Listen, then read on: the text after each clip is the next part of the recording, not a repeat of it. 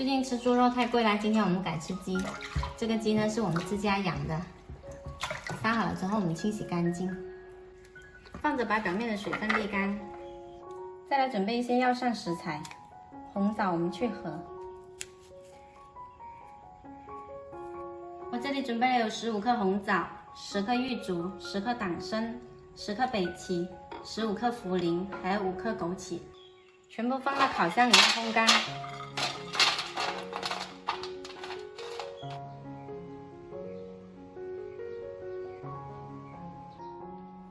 烤箱120度，我烤了40分钟，放凉了之后就全部变得很酥脆了。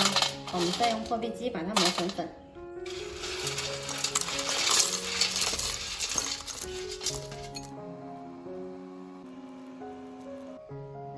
打好了之后装起来，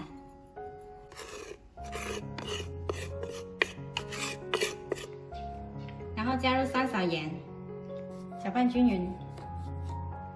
先沥干水分，换一个大一点的盆装起来。先淋上2勺花生油，涂抹均匀。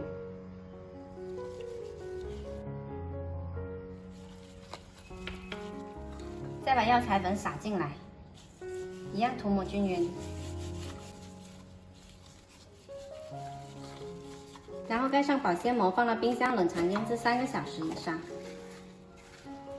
鸡我腌了有4个小时，已经腌得很入味了。我们来加入一些姜片，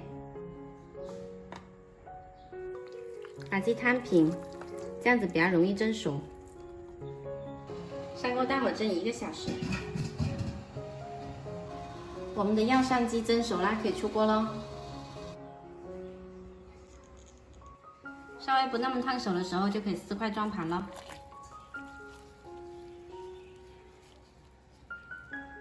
这个药膳蒸鸡呢，吃起来特别香，而且也很嫩滑。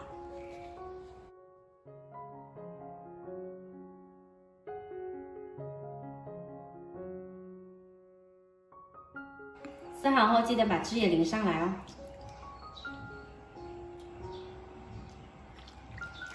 吃的时候蘸着汁吃，特别滋补，大人小孩吃了都可以增强免疫力的哦。喜欢的朋友赶紧收藏起来试一下吧。你也要吃鸡翅膀？要鸡腿还是鸡翅膀？那这个翅膀是吧？好，妈妈给你放点汁哈。既